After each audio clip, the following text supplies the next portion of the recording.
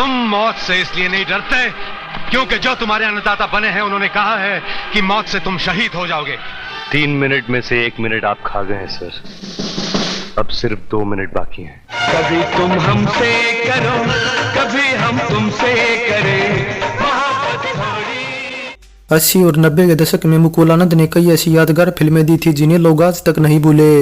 Film hit हो या flop, उनके चाहने वालों को इससे कोई फर्क नहीं पड़ता, क्योंकि मुकुल एक ऐसे डायरेक्टर थे जिसने अपने छोटे से करियर में बड़े बड़े सितारों के साथ फिल्में बनाई थी और अपनी फिल्मों में वे सितारों की फौज खड़ी कर देते थे।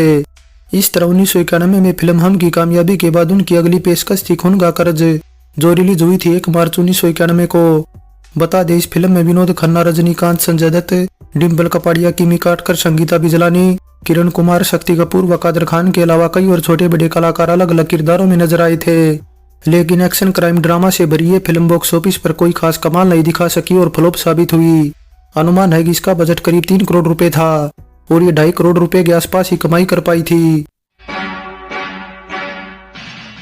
बतौर डायरेक्टर बप्पी सोनी की फिल्में जब लगातार फ्लॉप हो रही थी तो ऐसे में उन्होंने डायरेक्शन की बजाय फिल्म निर्माण पर ही फोकस करने का फैसला कर लिया।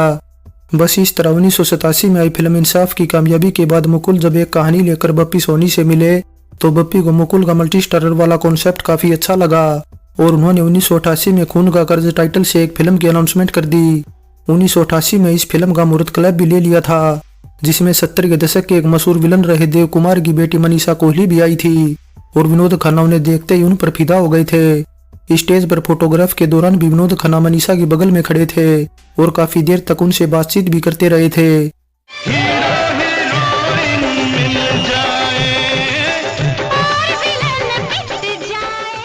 अब मनीषा के बैकग्राउंड के बारे में थोड़ा सा जानकारी दे दें कि वे 1987 की मिस इंडिया रनर अप रही थी और 1983 में फिल्म 2 गुलाब व 87 में आवाम में भी नजर आई थी। हालांकि मनीषा का खून का कर्ज में तो कोई रोल नहीं था, मगर वे कोई न कोई रोल पाने के लिए हाथ पांव मार रही थी। उन्हें उम्मीद थी कि इस फिल्म में न सही कुछ दूसरे मेकर्स की उन पर नजर पड़ेगी और उन्हें कोई न कोई रोल मिल जाएगा। बस फिर ये सब सोचकर ही मनीषा किसी को थोड़ा पैसा खिलाकर खून का कर्ज के मुहूर्त क्लैब पर पहुंची थी, मगर इसके बावजूद मनीषा को आगे फिल्मों में काम नहीं मिला। हाँ, कुछ ऐड में जरूर वे नजर आई थी, लेकिन वहां भी उनकी ज्यादा दिनों तक दाल नहीं गली, क्योंकि 1990 में उनका add film producer Kailash Sundarnath के साथ बहुत बड़ा झगड़ा हो गया था, जिसके बाद मनीषा ने फिल्म इंडस्ट्री और टाटा गुड बाय बोल दिया और ब्रिटिश एयरवेज ज्वाइन कर ली थी। रजनी सोसो के आश्रम से लौटकर विनोद खन्ना ने 1987 में मुकुल आनंद की फिल्म इंसाफ से कमबैक किया था, इसलिए इस फिल्म के टिकट खरीदने के लिए मुंबई के कई सिनेमाघरों में 1 किलोमीटर लंबी लाइनें लगी थी। हालांकि ये अलग बात है कि शुरुआती क्रेज को देखते हुए फिल्म उतना अच्छा प्रदर्शन नहीं कर पाई थी, लेकिन विनोद खन्ना एक सदाबहार एक्टर थे। उनके स्टारडम को देखते हुए हर कोई उन्हें अपनी फिल्म में लेना चाहता था, इसलिए मीडिया रिपोर्ट्स की माने तो विनोद खन्ना तब एक फिल्म के लिए 35 लाख रुपए चार्ज करते थे। शूटिंग चाहे 1 दिन की हो या 20 दिन की, उनकी फीस एकदम फिक्स थी। 1987 में बन रही फिल्म जमीन के लिए भी विनोद खन्ना ने यही रकम वसूली थी, जिसका डायरेक्शन रमेश सिप्पी कर रहे थे और इसमें विनोद खन्ना के साथ रजनीकांत, संजय दत्त और श्रीदेवी थी। कुछ सीन समेत गीत भी फिल्माए जा चुके थे, लेकिन फिर कुछ वजहों से ये फिल्म सदा के लिए ठंडे बस्ते में चली गई। इसलिए मुकुल के माइंड में कहीं न कहीं इसी फिल्म से खून का कर्ज बनाने का आइडिया आया था और इसीलिए उन्होंने सेम स्टार कास्ट को ही साइन किया, ताकि जो डेट्स रमेश सिप्पी को दी थी उनका इस्तेमाल वे खून का कर्ज बनाने में कर सकें। लेकिन किसे पता था कि यहाँ भी शूटिंग टाइम पर पूरी नहीं हो पाएगी। ऐसे में कुछ ऐसी भी खबरें निकल कर सामने आई कि विनोद खन्ना ने तब इतनी फिल्में साइन कर ली थी कि वे खून का कर्ज की शूटिंग टाइम पर पूरी नहीं कर पाए, जिस वजह से फिर मुकुल भी प्रोड्यूसर यश जोहर की अग्निपथ की शूटिंग में लग गए।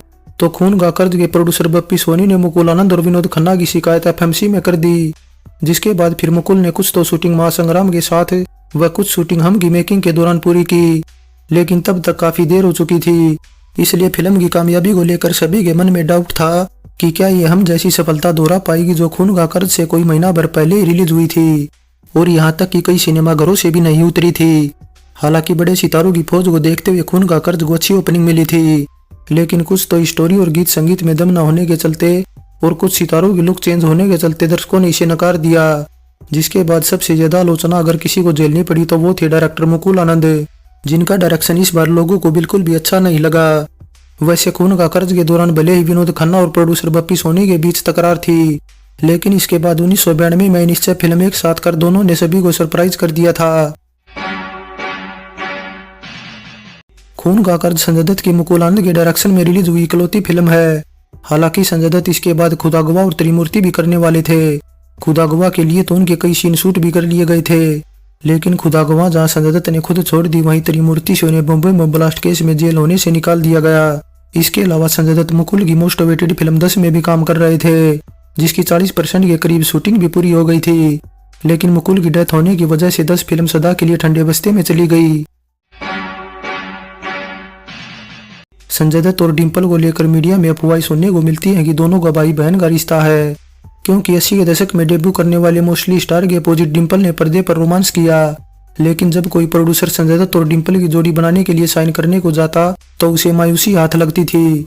वैसे 1988 में महेश भट्ट की फिल्म कब्जा में संजय दत्त और डिंपल दोनों ने साथ काम किया था, मगर दोनों एक दूसरे के अपोजिट न होकर अलग अलग थे। बस ऐसे में फिल्म खून का कर्ज में दोनों फिर दोबारा जब अलग अलग पेयर किए गए तो मीडिया में अफवाहों का बाजार गर्म हो गया कि संजय दत्त और डिंपल का रिश्ता भाई बहन का है। इसके अलावा कुछ पत्रकारों का तो यहाँ तक मानना था कि राज कपूर वो शख्स थे जो सारा सच जानते थे, लेकिन कोई कंट्रोवर्सी खड़ी ना हो इसलिए उन्होंने राज को राज ही रहने दिया।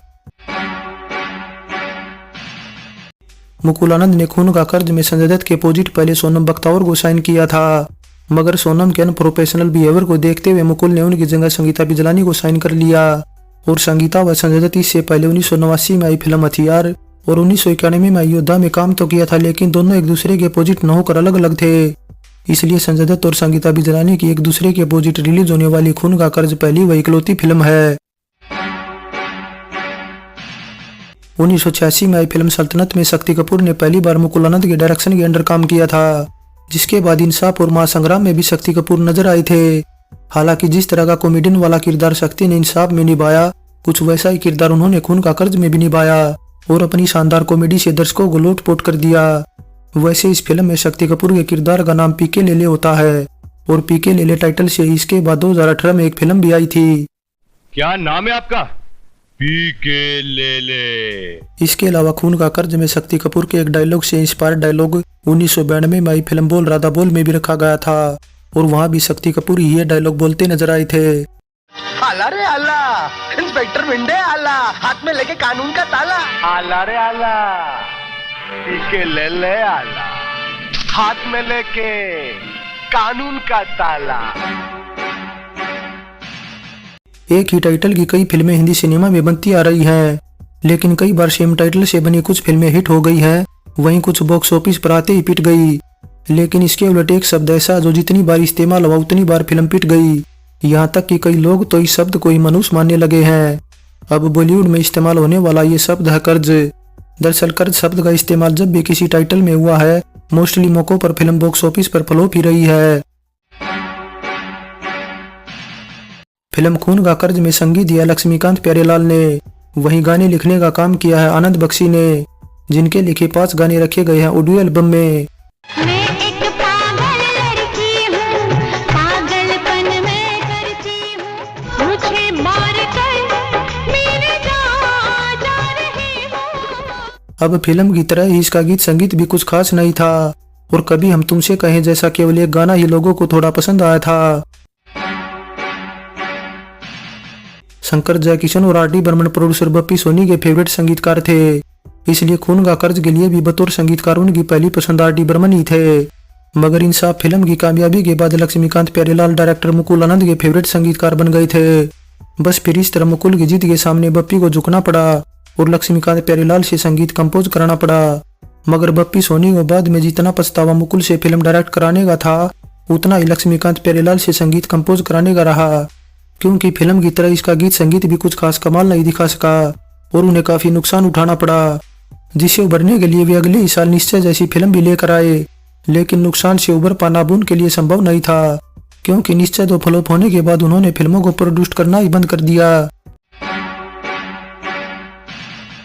फिल्म खून का कर्ज भले ही बॉक्स ऑफिस पर कोई खास कमाल नहीं दिखा पाई और फ्लॉप रही, लेकिन 18 सालों बाद इसे तमिल में डब कर रिलीज किया गया था।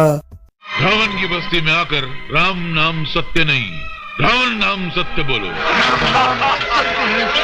राम नाम सत्य है, सत्य है, राम नाम सत्य है। इस देश में जितनी गंदगी है ना, उसको झाड़ू मारने के लिए पीके लेले आ रहा है।